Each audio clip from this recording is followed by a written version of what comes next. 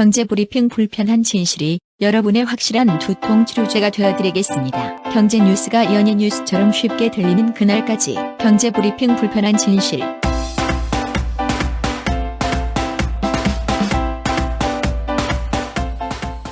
경제브리핑 불편한 진실 9월 8일 순서 시작하겠습니다. 오늘도 여러분들이 남겨주신 주옥같은 댓글로 시작을 해볼까 합니다. 도메이도님, 이런 댓글 남겨놓으셨네요. 여름 휴가로 영국에 2주째 있는데 금단 증세로 와이파이 존을 찾아서 오늘분을 다운받아 들었어요. 이 금단 증세 저희 방송 못 들었다는 그 금단 증세 얘기하신 거겠죠? 근데 이 무슨 안 좋은 일이 있으셨다는 이야기에 울컥해서 표현하지 않는 사랑은 사랑이 아니라는 생각으로 이렇게 처음 후기를 남겨요. 너무 고맙습니다. 무려 영국에서. 그러니까요. 너무너무 좋은 방송 늘 감사합니다. 늘 객관성을 유지하시려고 노력하시는 모습을 모른다면 경불진 애청자가 아니라고 생각해요. 진짜 분에 넘치는 과찬. 진짜 몸둘 바를 모르겠네요. 근데 끝에 이 얘기까지 붙여놓으셨네요. 두 PD의 오글오글 광고에 살짝 중독되어야 진정한 애청자지요. 신작 기대하고 있을게요. 저희 광고 빨리 다시 만들어야 되겠네요. 네. 자, 이제 변천사님이신데요. 매일 듣다 보니 경제 속사를 알게 돼서 양파 껍질 벗기듯 하나하나 알아가고 있습니다. 정규 방송은 듣지 않는 한 사람으로서 지금 현재의 경제가 걱정입니다. 이 정규 방송은 공중파나 이런 TV 방송을 말씀하시는 것 같아요. 그렇죠. TV는 보지 않고 팟캐스트만 듣는다 이런 것 같은데 항상 감사히 듣고 있습니다. 저희도 감사합니다. 준호 127님, 다른 팟을 듣다가 며칠 전부터 듣게 됐어요. 외근이 많은 업무라 차에서 들으며 다니는데 매일매일 업데이트되는 경제브리핑에 많은 도움을 받고 있습니다. 처음 들을 때는 뭔가 어색함이 느껴졌는데 듣다 보니 발음 하나하나 귀에 쏙 들어오네요. 저희가 발음이 그렇게 좋은 편이 아니라 발음을 좀 교정하려고 했는데 이렇게 또 칭찬해 주시니 너무 감사합니다. 오늘 방송에 수입에 대해서 잠깐 언급하셨는데 그 열정에 박수를 보냅니다. 너무나 감사합니다. 네. 그리고 누가 놀러 왔나님인데요. 최근 현안에 대해서 아주 재밌게 잘 듣고 있다. 그리고 위시플렉스에도 가입을 해서 기부도 해주셨다고 합니다.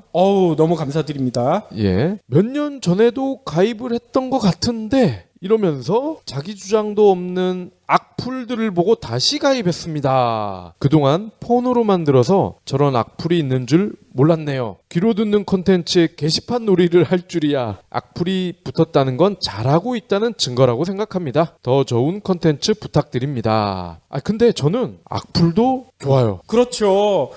저희 악플 많이 남겨주시는 어머니님, 저희는 감사히 그 악플 읽어보고 있습니다. 답변 안 드린다고 너무 노여하지 마시고요. 그렇지만 좀 더 애정 어린 악플도 한두 개씩은 좀 부탁드릴게요.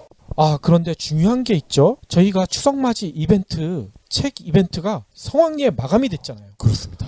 저희가 원래 목표는 20분을 뽑기로 했는데 23분을 뽑았어요. 마감 직전에 거의 3분이 동시에 골인을 하셨어요. 그러니까 말이에요. 근데 어떡합니까? 또 3분을 저희가 내칠 순 없고 사죄를 드려서라도 이 3분에게도 드려야겠다. 그렇게 해서 23분을 뽑았죠. 그렇죠. 그런데 문제는 당첨되신 분들 중에 저희한테 아직까지 개인정보를 안 알려주신 분들이 꽤 계세요. 그렇죠. 대화명, 집 주소, 핸드폰 번호, 실명. 이 4가지죠. 그렇죠. 그걸 보내주셔야 저희가 책을 발송할 수 있는데 그걸 안 보내주시면 저희가 어떻게 발송을 해드릴 방법이 없습니다. 저희는 인공지능 시스템이 없습니다. 가난하기 때문에 알아서 내가 누군지 알아서 보내주겠지? 이렇게 착각하시면 안 되고요. 그 4가지 정보를 news백@news백.co.kr 이쪽으로 보내주시면 되고요. 발음이 이상해서 못 알아듣겠다 이런 분들은 저희 공지 코너에 보면요. 스펠이 나와 있으니까 참조 부탁드립니다.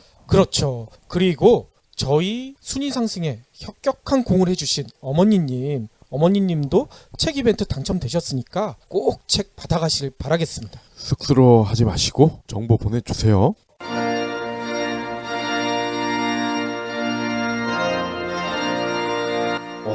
오늘 결혼식 정말 특이하네. 신랑 신부가 같이 들어와. 다 이유가 있지. 이유? 신부의 아버지가 신랑에게 손을 건네주는 이 시기 실은 여성을 소유물로 보는 잘못된 관행이거든. 소유물? 말도 안 돼. 생각해봐. 신부 아버지 책임하에 있던 신부가 새로운 배우자에게 책임이 기속되는 것과 같잖아? 듣고 보니 그러네. 근데 요즘은 여성들 위상이 많이 높아졌잖아. 대통령도 여자고 이런 관행이 더는 없을 듯한데? 그럼 질문 하나. 만일 남성이 여성을 때렸다면 어떤 법적 처벌을 받을까? 폭력이니까 형사재판으로 가겠지? 그럼 맞은 여성이 폭력 남성의 아내라면? 글쎄, 그거야... 쉽게 대답하기 힘들 거야. 여성을 소유물로 보기 때문에 가정법원에 보내진다고. 가정법원? 말도 안 돼. 바로 남성다움을 강요하는 맨박스 때문이지. 남자는 강해야 하고 여성을 보호해야 한다는 잘못된 사고, 이런 편견을 깨부셔야 행복해질 수 있다고. 소중한 우리 딸들을 위해서라도 말이야. 그럼 우리는 어떻게 해야지? 테드에서 200만 뷰를 돌파한 토니 퍼터의 신작 맨박스에 자세한 해법이 나와 있다고. 맨박스라. 당장 사서 봐야 되겠네. 맨박스, 강요된 남자다움에 대하여 도서출판 한빛피즈. 오늘 꼭 챙겨야 할 경제 브리핑. 앞으로 증세 논란이 본격화될 것 같다, 뭐 이런 얘기가 들려오고 있어요. 네. 뭔 얘기냐면요, 보수 언론이나 재계에서는요, 법인세를 좀 더 낮춰야지 경제가 살아난다, 뭐 이런 얘기들 많이 했었잖아요. 그쵸. 근데 조사를 해봤더니 법인세는 너무 많이 낮춰서 앞으로 인상을 해야 될지도 모른다, 뭐 이런 얘기가 나왔어. 예. 이 내용은요, 국회 예산결산특별위원회가요, 나라살림연구소에 의뢰해서 경제 주체별 조세 부담률 산출 및 각 분야별 예산액이 실제 지출 비용 분석 보고서.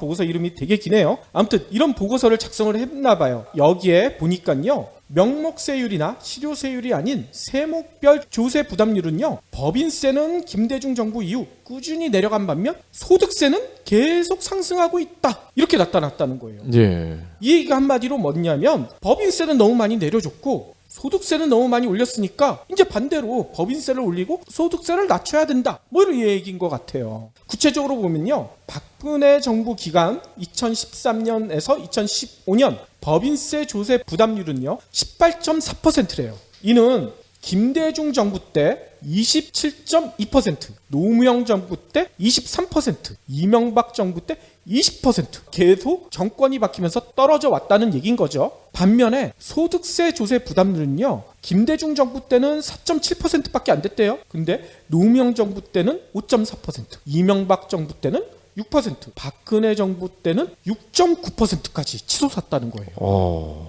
이게 일관성이 있는데? 일관성은 있네요. 네. 법인세 조세 부담률은 계속 하락하는 반면 법인 소득이 늘어나는 만큼 세액 부담이 증가하지 않았기 때문에 이런 현상이 벌어진다고 여기에서는 분석하고 있습니다. 예. 실제로요, 한국은행 국민 개정을 통해 추출한 법인 소득이요, 1997년에는 39조 원이었대요. 근데 2015년 가니까 249조 원, 무려 532%가 증가했거든요. 예. 근데 같은 기간 법인 세수를 보니까 9조 4천억 원에서 45조 원, 그러니까 377%밖에 안 늘어난 거야. 법만큼 안 냈다는 얘기군요. 그렇죠. 한마디로 이게 계산을 해보면요, 법인 소득은 한 5배가 늘어난 거예요. 근데 법인 세수는 4배도 못 미쳐서 늘어난 거예요. 그러니까 더 많이 늘어날 여력이 있다, 이렇게 얘기를 한 거고, 소득세 같은 경우에는 같은 기간 동안 152%가 가계소득이 늘어났는데 세수는 308%가 늘어났대. 소득 늘어난 거에 2배만큼 세수가 늘어난 거예요. 그러니까 서민들은 버는 것보다 더 많이 내고 있는데 정작 대기업들은 버는 것보다 훨씬 조금 낸다, 그거군요. 그렇죠. 그래서 보고서에서는요, 이런 지적을 합니다. 법인세 조세 부담률이 20%도 채 되지 않는 지금 상황에서는 인상 여력이 있다고 판단된대. 근데 이거 인상이란 표현도 좀 문제가 있어요. 그렇죠. 이 법인세 인상이 아니라 일각에선 이런 얘기 하시잖아. 법인세 정상화다. 왜냐면 너무 지나치게 낮춰줬으니까 다시 올리는 건데, 이걸 인상이라 표현하면 너무 낮은 거를 억지로 끌어올린다, 이런 느낌이 들잖아요. 그렇죠. 다음 소식입니다. 낙하산 논란이 계속되고 있는 대우조선해양 고문단. 이 고문단 10명 가운데 4명은요. 단 한 번도 출근을 하지 않았는데도 자문료를 챙겼다는 거야. 뭐 자문료 챙길 수도 있을 텐데 뭐 액수가 적은 거 아니에요? 무려 16억 원. 아니 도대체 뭔 자문을 해줬는데 16억 원을 챙겨요? 예, 오늘 국회 정무위 소속 김혜영 의원이요 산업은행 자료를 공개했는데 이 대우조선해양 고문단 출퇴근 현황을 보니 2008년에서 2015년 31명이 재직을 한 것으로 나타났어요. 대우조선해양 출신이 7명, 국책은행이 4명, 군인이 6명, 정치권이 5명, 국정원도 있어요. 국정원이 3명, 공기업이 3명 이렇게 포함이 됐는데 이들에게 지급된 자문료가 총 70억 원인데 근무 기간에 한 번도 출근하지 않은 고문이 12명인데 이 12명에게도 총 16억 3천만 원이 나갔다는 거야. 아니 한 번도 출근 안 했는데. 그렇죠. 그러니까 1인당 최소 1억 이상을 출근도 안 했는데 받아 챙겼다는 거죠. 이야 이거 너무하네. 특히 항상 보면 두각을 나타내는 놈들이 있잖아. 그렇죠. 대우조선해양 대표 출신인 신영균 고문이 2012에서 15년 3년간 재직하면서 한 번도 출근을 안 했는데 5,800만 원의 자동차 운영 비용을 지원을 받았다는 거야. 와. 출근을 안 했는데 자동차 운영 비용을 받았다. 이게 뭡니까? 이거는 횡령이잖아. 그러니까 아니 이분들이 받는 돈을 자문료라고 해도 될까? 이것도 의심스러워요. 출근 안 했는데 어떻게 자문을 해줘? 스카이프로 했나 보지. 아 스카이프로. 그러면 이거는 자동 응답문료 뭐 이렇게 해야 되나요? 그러게요. 근데 이들이 뭘 자문을 해줄 수 있을지도 저는 궁금한데 아마도 꼼수 부리는 법이 아닐까. 아 이런 거 자문해 준 거 아닐까요? 나처럼 출근 안 해도 자문료 챙기는 법. 그렇죠. 또 진짜 화나는 소식이 하나 전해졌어요. 국내 모든 경기가 최근 들어서 엄청 안 좋잖아. 네. 근데 유독 한 산업 분야는 계속 성장하고 있다. 로또? 맞아요. 사행산업 매출이요 벌써 9년째 늘어나고 있다고 합니다. 근데 놀라운 것은요 사행산업들이 서민들의 호주머니를 얼마나 털어가느냐? 연간 20조 원이 넘는다. 이런 얘기가 나왔어요. 어마어마하군요. 한국 도박문제연구소가 2015년 도박문제관리 백서를 발표를 했는데 여기에 보면요 2015년 도박 참여자 2명 중 1명이 월 소득이 200만 원 미만이었대요. 특히 연령대도 30에서 39세가 39.9%, 20에서 29세가 30.4%. 한마디로 이게 뭐겠어요? 아직 경제적 기반을 확실히 갖추지 못한 분들이 도박에 더 많이 빠져들고 있다 얘기잖아요. 예. 따라서 도박문제관리센터의 안상일 홍보사 과장은 이런 얘기를 합니다. 저소득층은 경제가 어려울수록 한 번에 큰 돈을 벌 수 있다 이런 유혹에 빠지기 쉽대요. 하지만 저소득층은 고소득층과 비교하면 상대적으로 적은 손실을 받더라도 재기불능 상태에 직면하게 돼서 이에 따른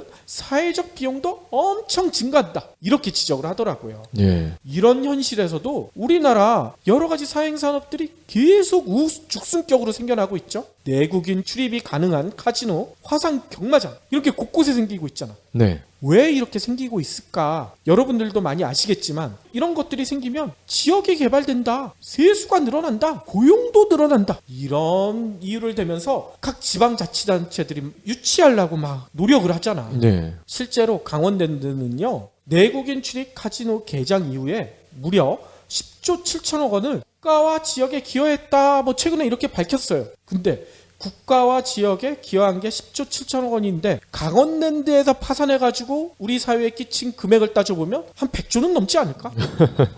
이 강원랜드 같은 경우는 정말 저희가 나중에 기회가 되고 시간이 허락이 되면 집중적으로 한번 다뤄볼 필요가 있어요. 제가 강원랜드와 관련한 제보만도 몇 개를 들었는데 이게 흥미가 진진합니다 진짜. 아무튼 저는 이런 뉴스를 접할 때마다 이런 생각이 들어요. 아무리 세수가 눈에 보인다고 하더라도 국가는 이걸 막아야 되지 않을까? 지방자치단체는 이걸 막아야 되지 않을까? 이런 생각이 드는데 이걸 안 하고 있잖아. 이건 한마디로 국가가 스스로 해야 될 뭐 여러 가지 지역사회 발전이라든지 일자리 창출이라든지 이런 것들을 자신들이 노력으로 하는 게 아니라 서민들 호주머니 털어서 하려고 하는 꼼수가 아닌가 이런 생각이 들거든요. 네. 그런 거를 걱정해주는 국가였다면 아마도 담배도 안 팔았겠죠. 다음 소식입니다. 물티슈에서 가습기 살균제에 들어있는 물질이 나와서 또 난리가 났다고 하네요. 오, 그래요? 한국소비자원이요. 인체 청결용 물티슈 27개를 조사를 했더니 한 군데에서 CMIT 그리고 MIT 물질이 검출이 됐다고 합니다. 이 해당 제품은요, 태광 유통의 맑은 느낌이라는 물티슈인데 CMIT, MIT가 극소량이 검출이 됐어요. 현행 화장품법상 이 두 물질은 사용 후 씻어내는 제품에 극소량 사용하는 것 외에는 쓸 수가 없다고 합니다. 아하. 고농도로 사용을 하면 알레르기 반응 등이 나타날 수 있고요. 근데 이들 물질은요, 가습기 살균제에도 사용이 돼서 최근에 문제가 됐단 말이죠. 아니 그러면 주무부처는 이거 어떻게 하겠대요? 이들 제품에 대해서 시정을 권고했대. 권고. 업체는 제품을 자발적으로 회수하고 판매를 중단했다고 합니다. 근데 이게 끝이야. 이러면 또 국민들이 알아서 지 목숨 지가 지켜라 이 얘기네. 그렇습니다. 권고만 하죠, 우리 정부는. 아니 그러면 저는 이미 사놓은 물티슈가 엄청나게 많은데 이거 어떻게 해야 돼요? 그냥 걸레로나 써야 되나? 노트북 닦아야지 뭐.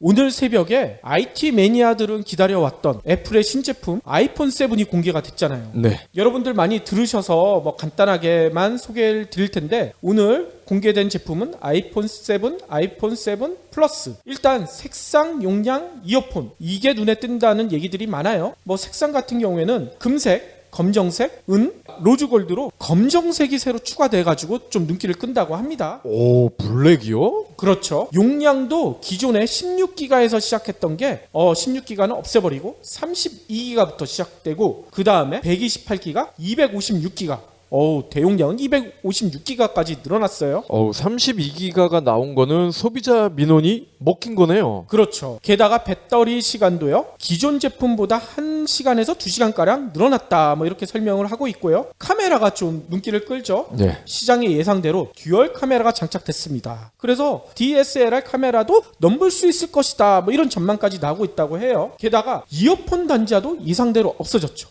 예. 그래서 이어폰 단자가 없어지면 어디다 꼽아가지고 음악을 들을까 많이 궁금하실 텐데 블루투스는 아니지만 블루투스와 유사한 방식으로 무선으로 연결되는 이어폰이 나왔다는 거예요. 블루투스는 아닌데 무선으로 연결이 된다. 그렇죠. 이거 좀 설명해 주세요. 이게 블루투스와는 조금 다른 예. 애플만의 방식으로 연결을 해서요. 자동으로 아이폰과 애플 워치를 연결할 수 있다고 합니다. 그러면 블루투스와 개념은 비슷한데 애플의 자체 방식이다. 이렇게 이해하면 되나요? 그렇죠. 가장 궁금한 게 가격이실 텐데 가격은 $649부터 시작되고요. 9월 9일부터 예약 판매 들어가는데 문제는 이번에도 우리나라는 1차 출시국에 포함되지 못했어요. 늘 그렇죠. 네, 그래서 그런가 외신뿐만 아니라 국내 언론들도 크게 새로울 것이 없다. 아이폰 7에 혁신이 보이지 않는다. 뭐 이런 얘기를 쏟아내고 있더라고요. 게다가 갤럭시처럼 방수와 무선 충전 기능을 강화했지만 이거는 그냥 삼성 따라하기 한 거 아니냐. 이렇게 혹평도 하고 있더라고요. 예. 그런데 저는 여기서 한 가지를 좀 짚고 싶습니다. 이거 어디서 많이 봤던 것 같아. 뭔 얘기냐면요. 예전에 아이폰 5가 나왔었을 때 어떤 기사가 있었는지 아세요? 잡스 없는 아이폰 5? 진화는 했지만 혁신은 없다. 아이폰 6가 나왔었을 때는요. 아이폰 6 혁신이 없다. 7년 간의 발자취. 뭐 이런 기사가 나왔었고요. 예. 아이폰 SE 있죠. 보급형. 이게 나왔었을 때도 혁신 실종 아이폰 SE. 애플 새 스마트폰은 없었다. 이런 기사가 나왔었어요. 한마디로 아이폰 신제품이 나올 때마다 매번 반복되는 얘기야. 이거를 어떻게 받아들여야 될까? 기자들이 새로운 아이템에 대해 고민을 안 한 거군요. 그렇죠. 일단 예전과 계속 갔다가 기자들도 그냥 컨트롤 C, 컨트롤 V 한다는 이런 느낌도 들어요. 족보야, 족보. 네. 그런데 저는 여기서 한 가지 더 짚고 싶은 거는 이제 스마트폰에서 혁신을 논의할 때는 지나지 않았나. 스마트폰에 더 새로운 기능이 들어오기는 이제는 좀 힘들지 않을까 이런 생각도 들거든요. 에어컨을 달아야 돼. 아이폰에 따라서 애플은 지금 스마트폰 생태계를 바꿔놓은 이유 그 다음 작업을 하고 있다. 저는 그렇게 생각이 들거든요. 생태계를 바꾼 그 다음 장. 그렇죠. 뭐냐면 이제 스마트폰에서는 더 이상 할 게 없으니까 스마트폰 주변 생태계를 바꿔놓으려는 전략이 아닌가. 왜 이런 생각을 했냐면요. 아까 얘기 드렸던 무선 이어폰 에어팟 있죠. 이 에어팟이 공개되면서 벌써 액세서리 시장에서 난리가 났대. 왜냐하면 이제는 아이폰에는 기존에 쓰던 이어폰을 쓸 수가 없을 거 아니에요. 네. 새롭게 아이폰에 맞는 이어폰을 내놔야 될 거 아니야. 새로운 시장이 또 생긴다는 거죠. 네. 게다가 또 하나 주목해야 될 게 있더라고요. 오늘 신제품 공개 행사에 깜짝 스타가 2명이 나타났어요. 한 명은 미야모토 시게루 닌텐도 대표고요. 또 한 분은 존 행키 나이엔틱 대표예요. 일단 시게루 대표는 누구냐? 슈퍼마리오의 아버지로 불리는 분입니다. 예. 슈퍼마리오 다 아시죠? 전 세계에서 가장 인기 있는 게임 꼽으면 슈퍼마리오가 꼽히는데 이 슈퍼마리오를 만든 시게루 대표가 나와서 이런 얘기를 했어요. 안드로이드 기반 앱들이 마리오 월드를 열심히 흉내내고 있으나 진짜 슈퍼마리오로는 최초로 아이폰을 통해 즐길 수 있게 된다. 아이폰 전용으로 내놓겠다는 얘기인 거예요. 진짜 마리오 게임이 모바일 버전으로 정식 출시되는 것은 이번이 처음이라고 알려지고 있어요. 또 나이엔틱 어디서 많이 들어봤는데 생각하실 거예요. 포켓몬고 열풍을 일으킨 회사잖아. 네. 저희가 방송으로 예전에도 한번 말씀드렸었죠. 포켓몬고 열풍으로 일확스타가 된 업체인데 이 업체 존행키 대표도 아이폰 7 신제품 행사에 나타났어. 왜 나타났을까? 이제 포켓몬고를 아이폰뿐만 아니라 애플 워치에서도 즐길 수 있게 만들겠다. 애플 워치용 버전을 내놓을 것이다 약속을 했습니다. 예.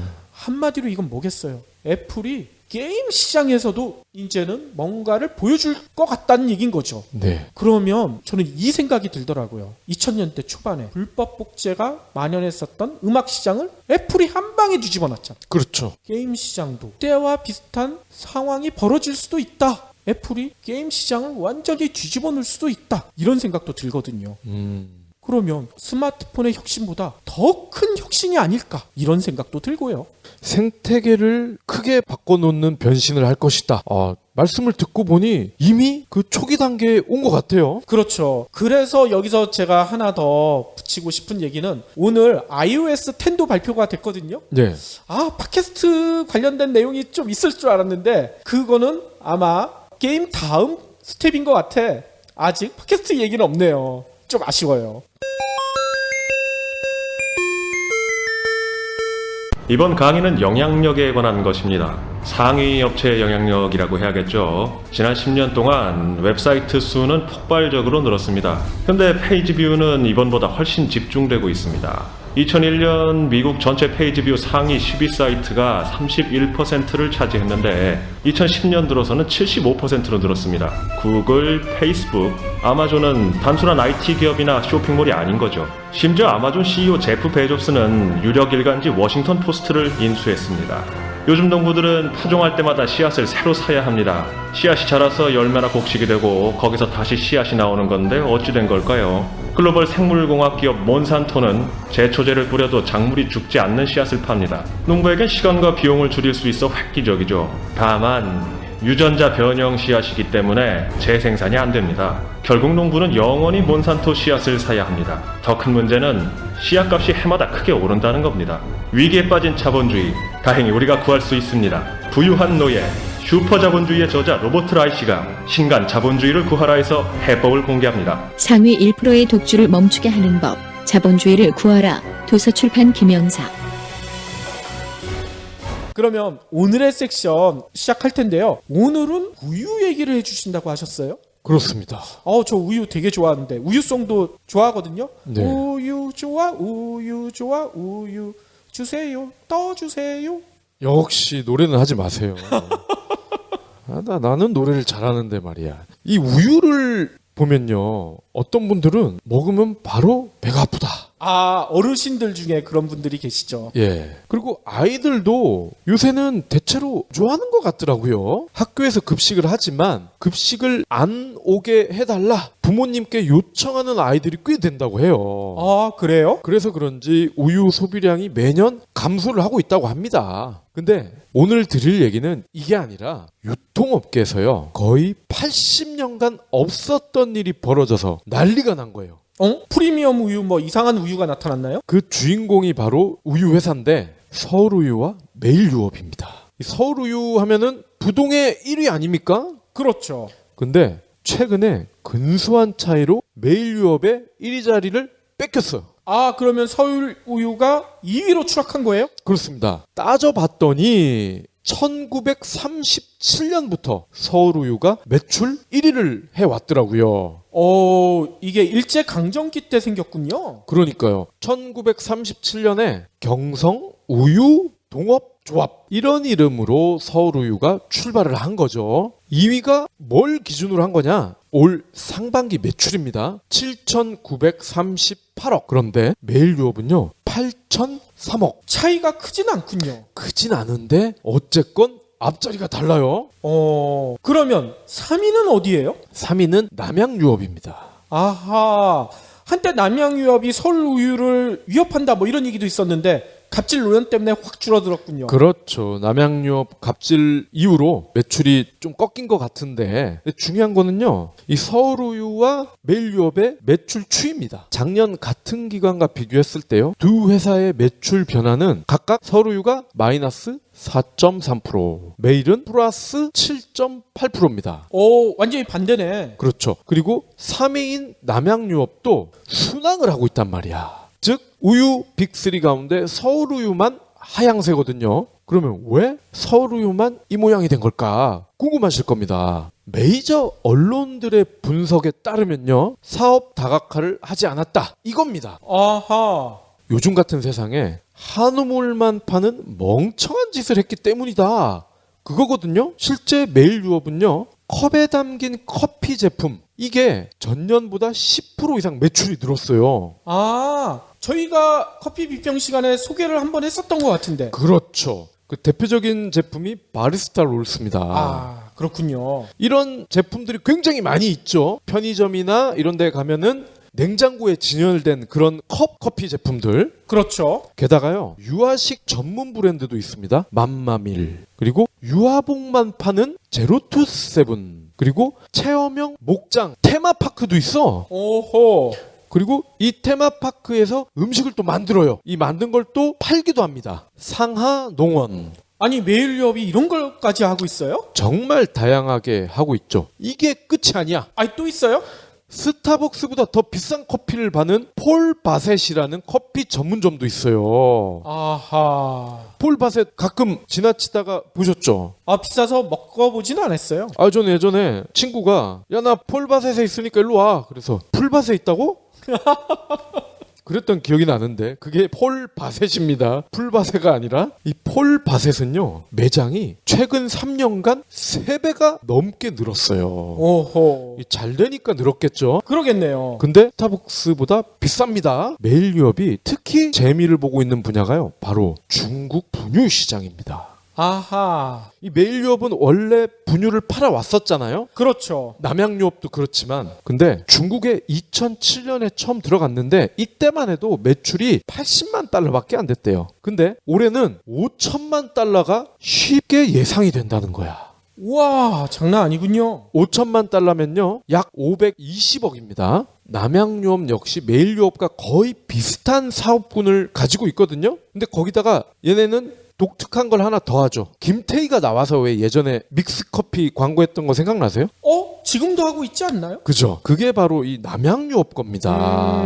그렇군요. 그러면서 우리는 몸에 나쁜 거시기를 넣지 않아요. 그 거시기가 뭐예요? 그 거시기가 그 우유가 아닌 우유 맛이 나지만 우유가 아닌 합성식품이죠. 근데 남양유업은 우리는 순수한 우유를 넣는다. 그러니까 안심하고 마셔라. 이 광고가 나오자마자 동서식품에서도 김연아를 내세워서 우유탄 커피 믹스가 나왔잖아요. 아하. 자, 그러면 서울우유는 도대체 어떤 회사일까? 왜 얘들처럼 안 하고 있지? 그러니까 여기도 그렇게 하면 될 것 같은데. 알고 보니 서울우유는요 정식 명칭이 이렇습니다. 서울우유 협동조합. 즉 협동조합이란 얘기예요. 협동조합 대충은 아는데 제가 좀 더 설명을 드리면요. 주식회사와 비교를 하면 바로 이해가 되실 것 같아요. 주식회사는 투자자, 주주죠. 주주가 주인입니다. 반면에 조합은 조합원들이 주인이에요. 그렇죠. 그러니까 조합원들은 즉 노동자죠. 이 노동자들이 힘을 모아서 돈을 낸 거죠. 그게 바로 조합인데 말 그대로 노동자들이 소유하는 기업입니다. 그렇죠. 사업의 목적도 주식회사는 주주이익 극대화죠. 근데 조합은요. 조합원의 이익 극대화입니다. 그러니까 주식회사의 이윤 추구 동기와는 다릅니다. 여기는 조합원의 행복을 극대화하는 게 목적입니다. 그렇죠. 게다가 의결권도 좀 다르잖아요. 그렇죠. 흔히 주총이라고 하잖아요. 근데 이 주총을 할 때 주식회사는 한 주를 가진 사람이 한 표를 행사하잖아요. 그러면 100주를 가진 사람은 100표를 행사한다는 겁니다.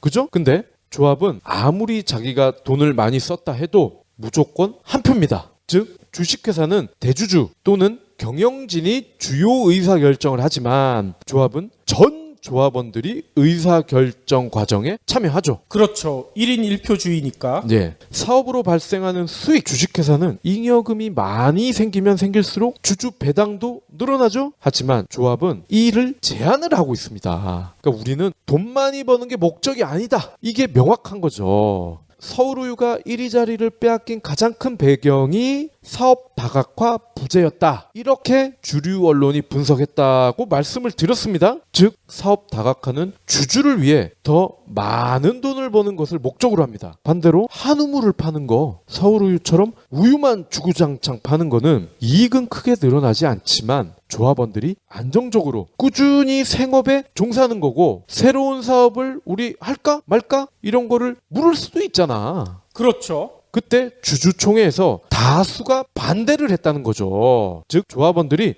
우리는 문어발 이거 하지 말자 이렇게 결정을 내렸다는 겁니다. 이를 두고 메이저 언론들은 출산율 감소로 우유 소비가 줄고 커피나 기능성 음료의 기존 시장이 잠식당하고 있는 판국에 서울우유는 조합이기 때문에 단기적 이익만 보고 있을 뿐이다. 변신에 관심이 없다. 더 나아가 4년마다 종합장을 뽑기 때문에 중장기 프로젝트를 가동할 수가 없다. 이렇게 단정을 합니다. 아하. 이게 뭐겠습니까? 서울우유도 주식회사로 바꿔야 된다. 그리고 사업 다각화를 해야 된다.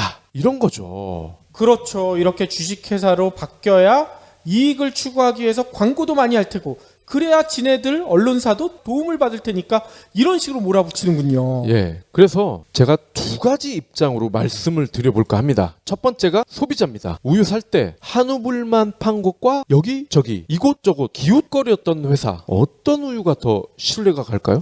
당연히 한우물만 판 곳을 가죠. 맛집도 그렇잖아요. 여러 개 메뉴를 놓고 하는 집 중에 맛집 거의 없거든요. 일품 요리만 파는 집들이 거의 대부분 맛집이잖아. 네. 우유도 만들고 커피도 만들고 옷도 만들고 화장품도 만들고 이런 회사에서 과연 충분한 믿음을 줄 수 있을까? 사람도 그렇지만 기업 역시 물리적 한계가 있죠. 시간, 능력 제한이 돼 있는데 이것도 잘 만들고 저것도 잘 만들기는 거의 불가능합니다. 그렇죠. 이른바 멀티태스킹의 역설이죠. 또 한 가지, 이들 거대 미디어 입장입니다. 미디어 주 수익원은 광고죠. 근데 서울우유 광고 본 적 있으세요? 가끔 보이죠, 가끔. 아주 가끔이죠. 그리고 저는 지금도 TV 광고가 기억나는데 그게 아마도 10년 전인 것 같아요. 그러니까 요즘은 거의 TV에 노출이 잘 안 된다. 신문도 마찬가지고요. 근데 메일유업이나 남양유업은 어떨까요? 이들도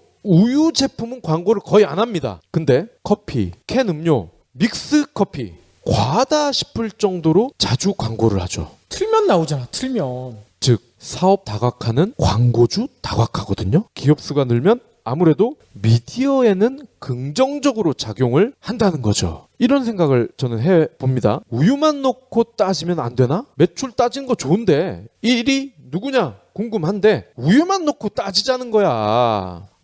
그렇게 되면 다른 사업들을 많이 하고 있는 남양이나 메일보다는 서울우유가 당연히 1위겠네. 당연하죠. 왜 옷, 분유, 화장품, 요식업 이런 것까지 다 껴가지고 이 순위를 내나? 그러니까. 이런 게 정의로운 건지 저는 잘 모르겠습니다. 돈은 계속 불려야 된다. 사업이 잘 되면 새로운 사업을 추가해야 된다. 계란을 절대 한 바구니에 담지 마라. 이런 말 많이 들어보셨을 겁니다. 근데 어쩌면 이런 말이 자본주의가 가면을 쓰고 착한 소비자와 투자자, 노동자를 선동하는 것 아닐까. 그렇죠. 충분히 의심이 갑니다.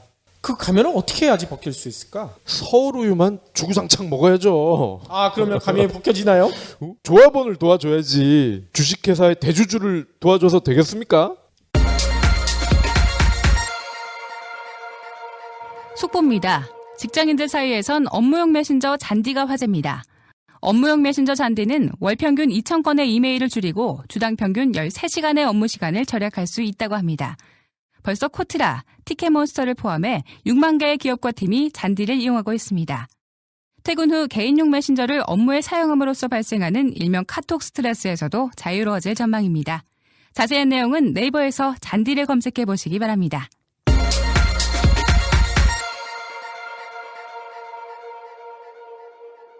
마지막으로는요, 제가 페이스북에서 너무나 충격적인 기사를 봤어요.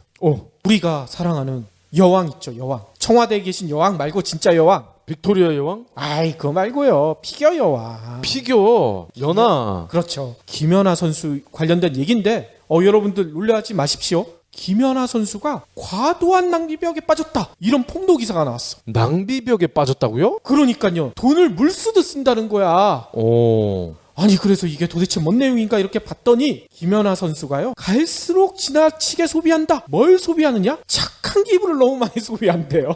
착한 기부. 기부를 많이 한다는 얘기인 거죠. 아, 나 이 얘기 보고 진짜 심장이 막 벌렁거렸어. 진짜 우리 연아가 이랬으면 난 어떻게 할까 했는데 착한 기부래요. 뭘 어떻게 해? 아무 상관없는데. 아이, 그래도 우리의 여왕님이 그럴 일이라고는 저는 전혀 생각하지 않았기 때문에. 그 기사 내용에 보니까요, 김연아 선수의 기부 활동 내용이 나오거든요. 와, 진짜 놀랍습니다.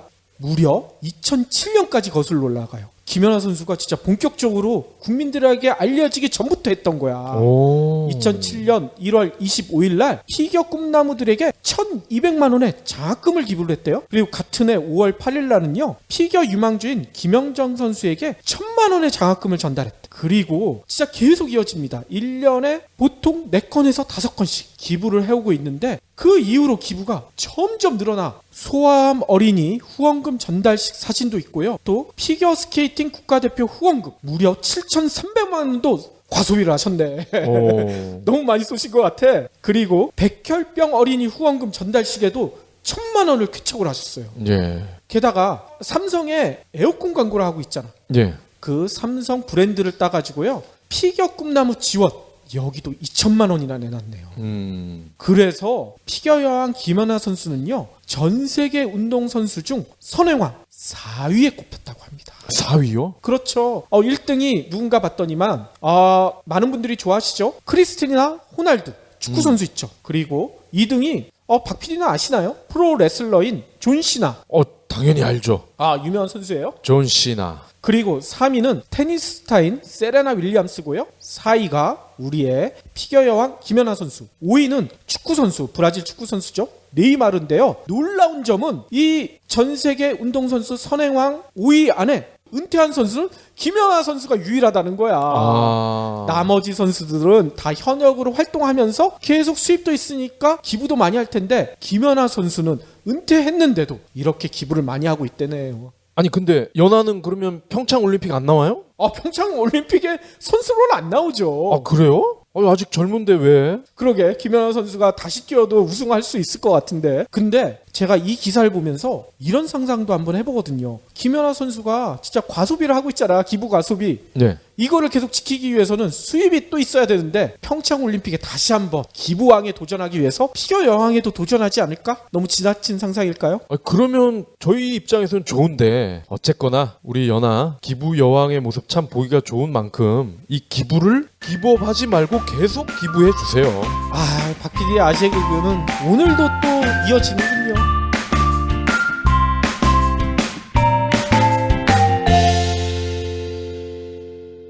경제브리핑 불편한 진실 완주해주셔서 감사합니다. 하트 투척, 댓글 남기기, 계좌 후원 등 다양한 방법으로 힘을 보태주세요. 계좌 정보는 경제브리핑 팟빵 공지 코너에 있습니다.